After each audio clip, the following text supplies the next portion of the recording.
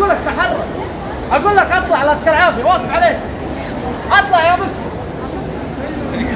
اطلع قدام، انتهيت من الطور غيرك الطور.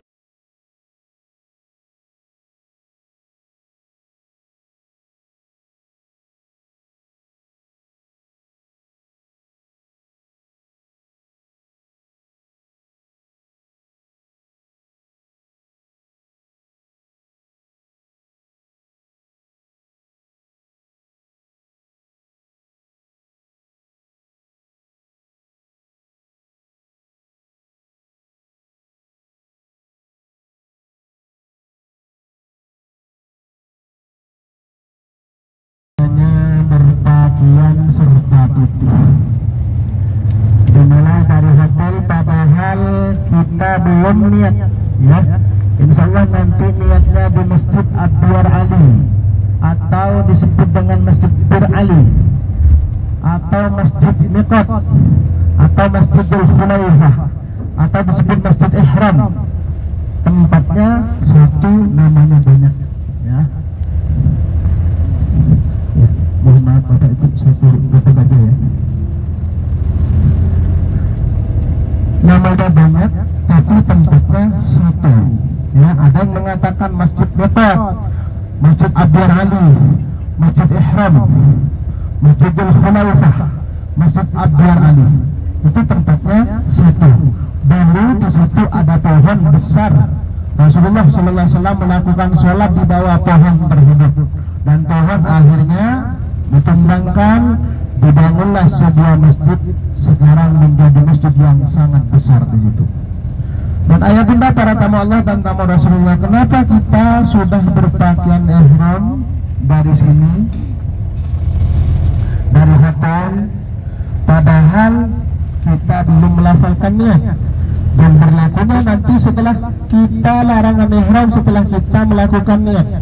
Niatnya nanti di sana. Ayah bunda para tamu Allah dan tamu Rasulullah, agar kita merenungi sebelum kita sampai ke tempat mikot, sebelum kita sampai ke tempat niat, agar kita berpikir, agar kita merenungi ayah bunda sekalian, bahwa pakaian yang kita pakai ini adalah pakaian seakan-akan pakaian kita terakhir, ya. Pakaian-pakaian kita terakhir. Kita di rumah punya mobil, kita di rumah punya motor, kita punya di rumah punya rumah yang mewah, punya kemewahan, punya emas, punya harta banyak. Itu tidak dibawa semuanya, ya. Tidak dibawa semuanya. Ayah bunda, yang kita bawa adalah pakaian yang kita pakai sekarang ini. Yang kita pakai ini, yang kita bawa. Maka ini harus merenungi kita. Dan ayah bunda para tamu Allah dan tamu Rasulullah, terutama yang satu kamar berempat, yang suami istri terutama, sebelum sampai kita ke tempat mikot, saling maaf-maafan, ya. Jangan sampai ayah bunda, karena ketika kita melafalkan niat, maka kita harus dijaga. Diantaranya adalah larangan ihram. Tidak boleh kita berdebat, tidak boleh kita bertengkar. Itu diantara larangan-larangan ihram. Maka kalau ada sesuatu yang tidak nyaman di kamar, terutama suami istri satu kamar berdua atau berempat, bertiga, maka saling maaf-maafan. Ayah bunda para tamu Allah dan tamu Rasulullah, apa yang kita harus lakukan setelah sampai di Masjid Abdul Ali? Maka nanti bapak-bapak yang masih berpakaian baju kaos dalam, ya, bapak-bapak yang masih pakai kaos dalam, bapak-bapak yang masih pakai celana dalam, bapak-bapak yang masih pakai peci atau kopiah, maka sampai di Masjid Abdul Ali maka harus dibuka nanti, ya, harus dibuka. Dan ayah bunda sekalian para tamu Allah dan tamu Rasulullah, siapapun yang datang ke kota Mekah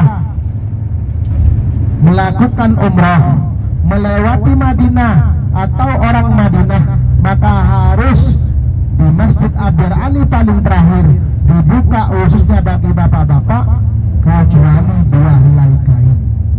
Itu juga harus direnungin ayah bunda sekalian, bahwa Allah tidak memilih siapapun.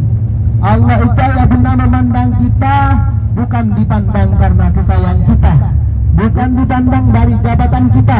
Allah tidak memandang di situ.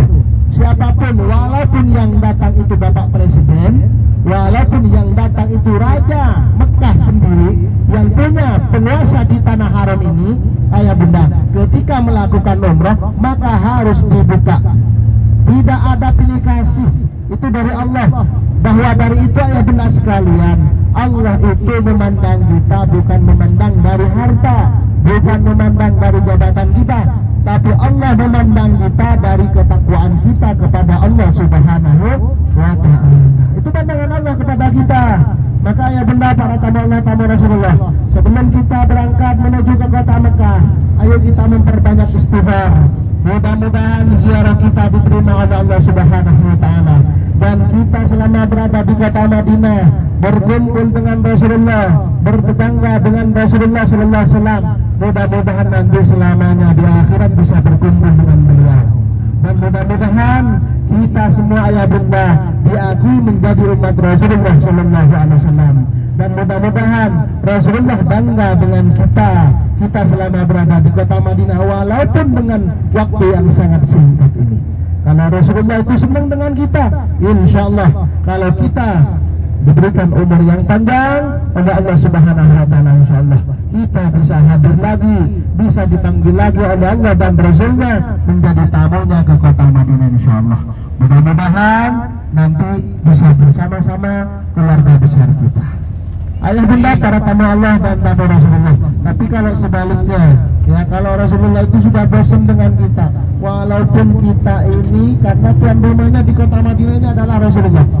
Kalau Rasulullah tidak senang dengan kita, maka kata Rasulullah, seandainya Rasulullah ada di depan kita, ayo cepat pulang, cepat keluar, aku sudah bosan dengan kau, cepat keluar dari kota Madinah. Tapi mudah-mudahan Rasulullah senang dengan kita, menyambut kedatangan kita walaupun waktu yang sangat singkat ini. Ayah bunda, para tamu Allah dan tamu Rasulullah sallallahu alaihi wasallam, apa yang kita harus lakukan setelah sampai di Masjid Abdul Ali? Nanti yang wudunya batal ngambil wudu. Maka nanti ayah bunda sekalian minta tolong di situ. Yang mau pipis, ayo pipis di situ, ya. Yang mau ke toilet di situ. Karena kita tidak bisa berhenti perjalanan 30 kilo, berhenti tidak bisa. 1000 di kota Madinah, tapi untuk di Mekah di berapa? 100.000 di kota Mekah. Maka nanti yang diturunkan ayah bunda, ibaratkan yang di kota Mekah ini yang kelas elit-elit di Madinah, itu yang kelas elit-elitnya. Ibaratkan iblis yang turun, itu ayah bunda bukan cuma anak buahnya, sampai raja-rajanya turun. Kenapa? Dari segi pahala kita di kota Mekah sangat-sangat besar. Maka harus dijaga hati kita, ya. Hati kita dijaga ayah bunda sekalian, para tamu Allah, tamu Rasulullah. Ketika di kota Mekah, ujian lebih berat lagi di kota Mekah, ya. Kadang kita sabar di kota Madinah, tapi di kota Mekah tidak sabar. Tapi ayah bunda, seperti yang disabdakan Rasulullah, "Mayuribillah bihi khairan yusib minhu." Kalau Allah menghendaki kebaikan, seperti kita umrah kita menjadi umrah yang mabrur, doa kita dijabah oleh Allah Subhanahu wa ta'ala. Allah itu tidak berhenti, terus menguji kepada kita semuanya sampai puncaknya. Ini belum puncaknya, ini masih perjalanan. Maka Allah tidak berhenti sampai di kota Madinah. Di kota Mekah pun Allah juga menguji kita, ya bunda sekalian. Maka ingat, saling mengingatkan sesama kawan, ya. Sama kawan, kita harus betul-betul sabar. Apapun yang terjadi kepada kita, maka itu ujian Allah. Allah itu bukan benci, tapi Allah itu karena sayang, karena cinta kepada kita. Tujuannya kita datang ke kota Madinah untuk ziarah kepada Rasulullah. Tujuan kita datang ke kota Madinah untuk ibadah di Masjid Nabawi, di mana pahalanya di Masjid Nabawi sangat-sangat besar di situ, di Masjid Nabawi.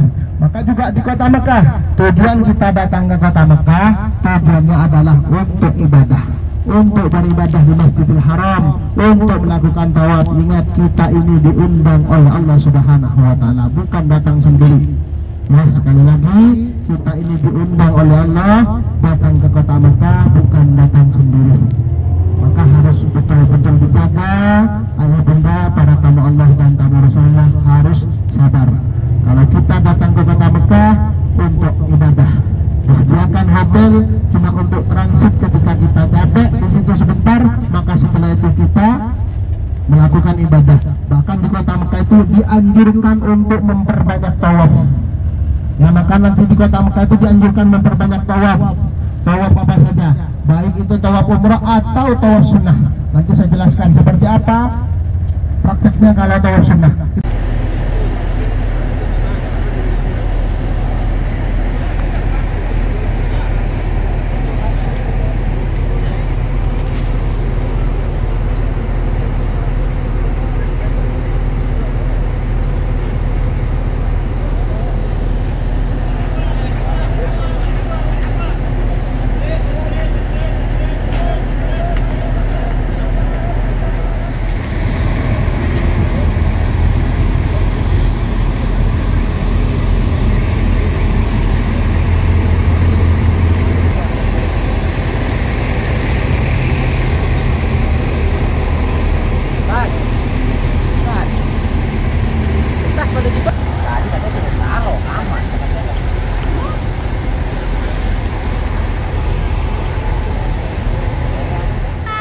Di Masjid Bir Ali bersama siapa kita? Armina Reka Dana mantap.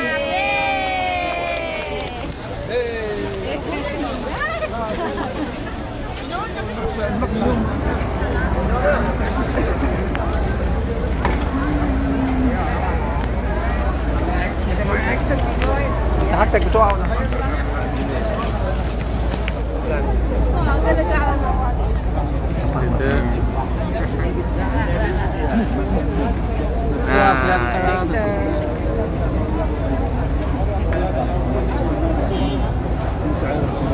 Halo, apa kabar?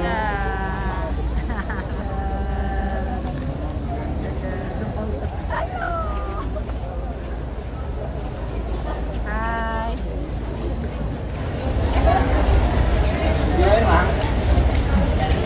kita ketinggalan nggak nih? Halo Pak.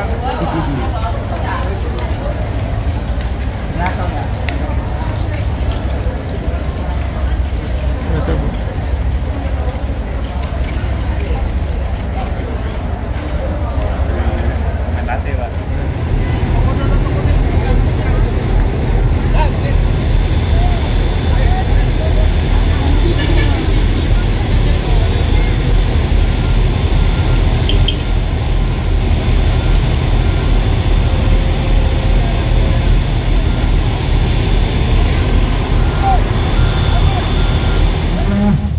Dianjurkan sampai kapan kita melakukan talbiyah yang disunahkan? Sampai kita melakukan tawaf, baru masuk di situ melihat Ka'bah, baru kita baca doa melihat Ka'bah di situ.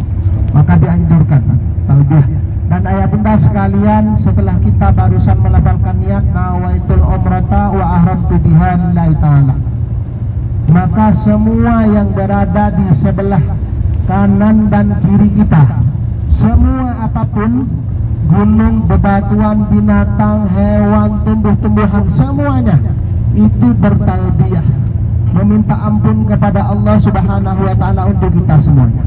Semuanya, perjalanan ini sepanjang perjalanan kanan kiri, cuma karena kita tidak tahu bahasanya dan tidak dengar bahasanya, itu semuanya bertalbiyah, meminta ampun kepada Allah Subhanahu wa ta'ala untuk kita semuanya.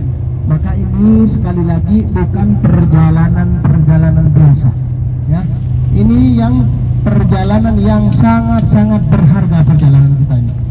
Dan ayah bunda, para tamu Allah dan tamu Rasulullah, kalau tadi pagi kita ada beberapa kesunatan-kesunatan yang dianjurkan, ya, untuk melakukannya, seperti kita memotong kuku, membersihkan bulu-bulu yang berada di badan, termasuk juga mandi ihram, pakai wangi-wangian, pakai sabun dan sejenisnya wangi-wangian. Itu dianjurkan, disunnahkan. Tapi ketika kita melafalkan niat nawaitul umrata wa ahramtu biha atau labbaik Allahumma umratan, maka itu semuanya menjadi larangan bagi kita semua. Yang sebelumnya disunahkan, tapi setelah melafalkan niat menjadi larangan. Yang pertama, larangan-larangan ihram setelah kita melafalkan niat untuk bapak-bapak. Ini khusus bapak-bapak. Ibu tidak ikut ini. Apa yang pertama bagi bapak-bapak? Tidak boleh menutupi kepala. Dingin di perjalanan, maka bapak-bapak ditutup. Di atasnya ada buka tutup. Kurang dingin dibuka di atas kita. Kalau terlalu dingin ditutup, ya. Kalau misalnya masih kedinginan, laporan ke depan, mau dikecilin. Atau sudah dibuka masih kurang dingin, laporan juga, mau tak full AC-nya dari depan, ya. Dan ayah bunda, ini yang pertama untuk bapak-bapak. Yang kedua untuk bapak-bapak, tidak boleh memakai sepatu, ya, atau menutupi mata kaki, ya, karena kalau sepatunya tinggi bisa menutupi mata kaki. Ini bagi bapak-bapak. Dua. Yang ketiga bagi bapak-bapak, tidak boleh tidak boleh bagi bapak-bapak. Tadi yang pertama menutupi kepala, dan yang kedua menutupi mata kaki. Yang ketiga tidak boleh memakai pakaian biasa seperti sarung, celana, baju, kaos, celana dalam dan sejenisnya. Itu yang tidak boleh. Atau walaupun tidak pakaian biasa, setelah dipakai berbentuk pakaian seperti celana dalam tapi tidak ada jahitannya, tapi ketika dipakai berbentuk pakaian juga tidak boleh. Itu bagi bapak-bapak. Sekarang larangan ihram bagi ibu-ibu. Apa larangan ihram bagi ibu-ibu? Yang pertama bagi ibu-ibu, tidak boleh menutupi wajah, baik itu pakai cadar atau pakai masker. Itu bagi ibu-ibu larangan ihram. Dan yang kedua bagi ibu-ibu, larangan ihram tidak boleh menutupi telapak tangan, baik itu waktu tawaf atau sholat, ya. Maka ibu-ibu sebaiknya dibuka, ya. Ini dua untuk ibu-ibu. Yang ini umum, bapak ibu sama juga, tidak boleh dua-duanya. Apa yang tidak boleh, larangan ihram yang umum untuk bapak ibu? Yang pertama, tidak boleh menyentuh wewangian, memakai wewangian. Ini larangan ihram bagi bapak ibu, ya, bagi bapak ibu. Yang kedua, larangan ihram bagi bapak ibu, tidak boleh mencabut bulu-buluan yang berada di badan, ya, rambut, termasuk juga tidak boleh memotong kuku. Ibu-ibu, tiga. Yang keempat, larangan ihram bagi ibu-ibu, bagi bapak ibu, tidak boleh kita mengeluarkan kata-kata kotor. Tidak boleh kita berdebat lepas, ya. Tidak boleh kita berdebat mengeluarkan kata-kata kotor seperti bahasa yang berbau porno, apalagi bertengkar. Ini tidak boleh. Termasuk juga larangan-larangan ihram bagi ibu bapak ibu, termasuk juga merusak pepohonan yang berada di dalam tanah haram. Apalagi larangan ihram untuk ibu-ibu, termasuk juga menyakiti binatang yang kesit seperti contohnya burung darah. Itu larangan ihram bagi bapak ibu. Juga larangan ihram bagi bapak ibu. Apalagi larangan ihram bagi bapak ibu, tidak boleh menikah atau menikahkan orang lain. Tidak boleh juga bercumbu rayu, berhubungan suami istri. Itulah, ini semuanya adalah larangan-larangan ihram yang harus kita hindari. Sampai kapan kira-kira kita menghindari larangan ihram, ayah bunda sekalian? Sampai kita selesai melakukan tawaf 7 putaran, sa'i 7 putaran, dan tahallul. Kalau sudah selesai rangkuman ibadah umroh, mulai dari niat, tawaf, sa'i, tahallul, maka semua larangan ihram yang tadi itu sudah tidak berlaku lagi. Apa tahallul itu? Tahallul itu adalah potong rambut. Sebagian rambut kita dipotong, ya, dipotong. Bagi bapak-bapak disunahkan bergundul. Itu bagi bapak-bapak, ya, bagi bapak-bapak. Tapi kalau masih mau umroh lagi, nanti kedua kalinya saja. Yang pertama, yang ibu-ibu. Gimana caranya ibu-ibu? Cara paling tepat ibu-ibu kalau tahallul, jangan dibuka dari depan.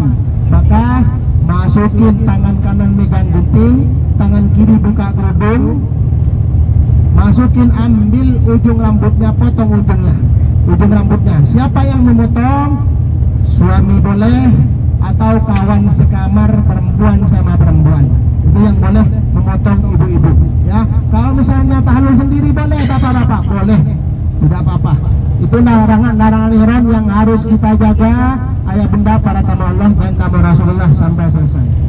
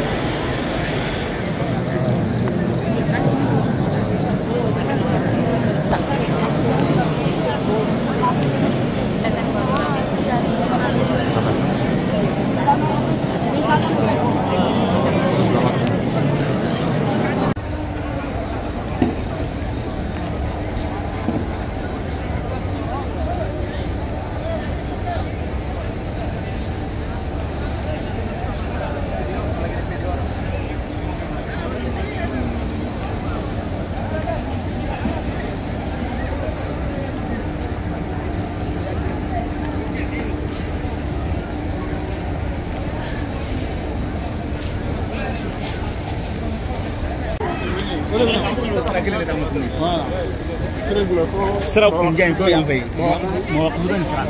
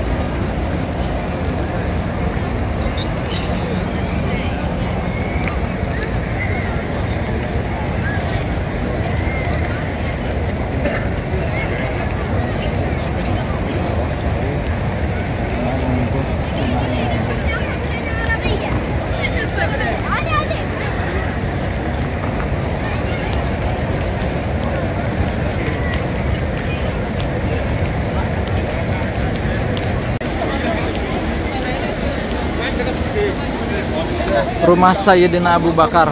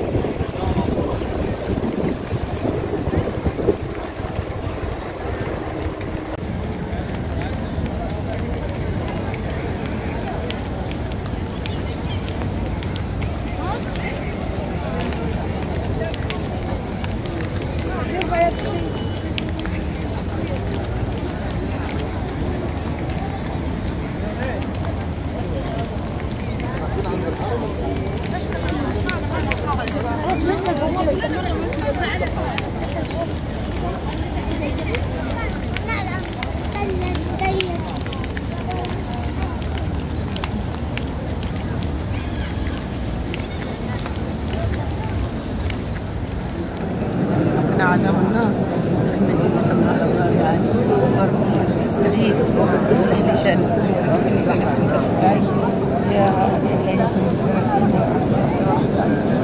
يا رب يا رب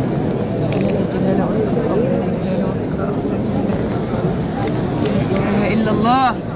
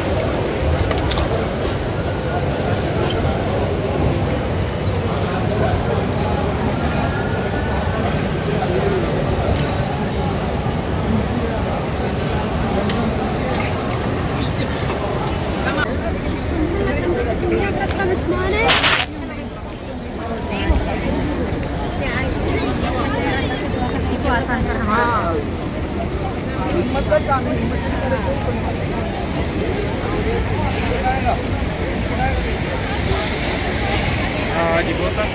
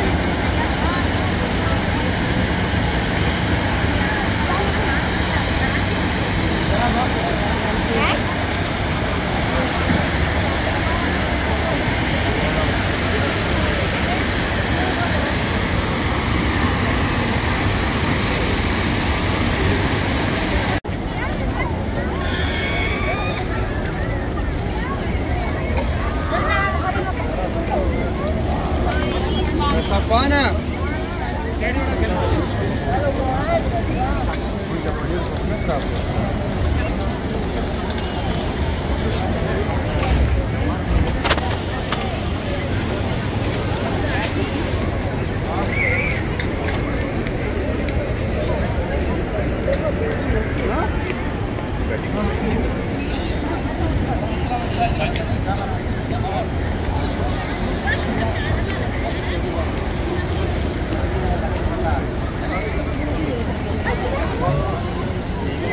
तुम्हारे बहुत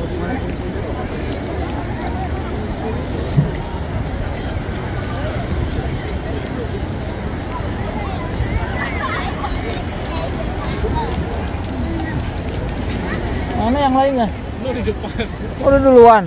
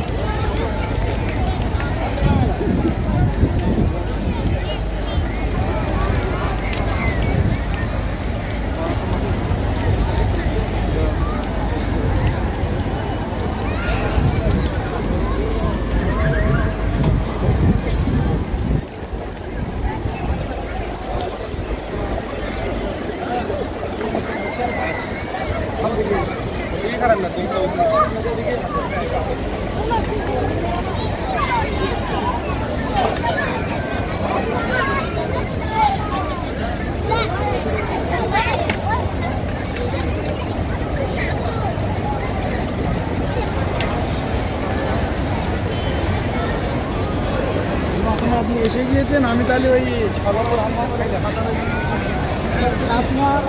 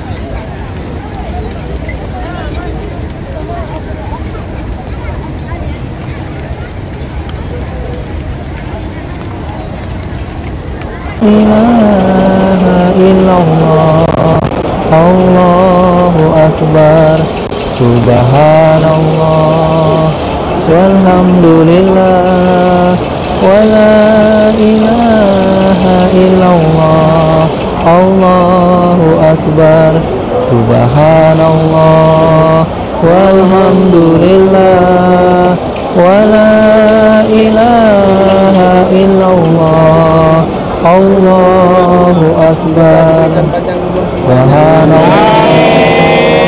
walhamdulillah, wala ilaha illallah, Allahu akbar.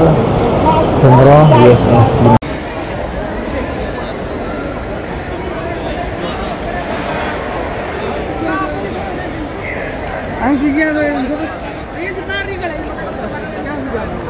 Udah selesai, Bu. Oh, talur.